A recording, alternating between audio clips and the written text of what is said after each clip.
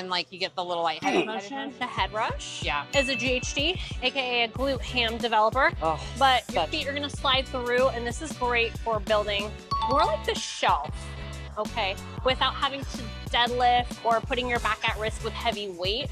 But you really see she's pulling from her booty cheeks, coming up. She's not activating her back. This could also be a back exercise, but we really wanna squeeze from the cheeks. As soon as her cheeks stop moving, her upper body should stop moving. This is a good one if you wanna build your shelf.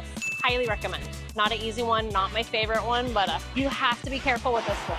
You do. It's good because it also helps build your back if you have a weak erectors, but you should be doing core exercises too if you have lower back issues. I think it's a good stretch for your low back, like once you're in it, but so many people do it incorrectly and they're so used to like arching when they come back. So unless you've like properly or learned, had like a trainer to tell you when to stop, that's the best. Yeah.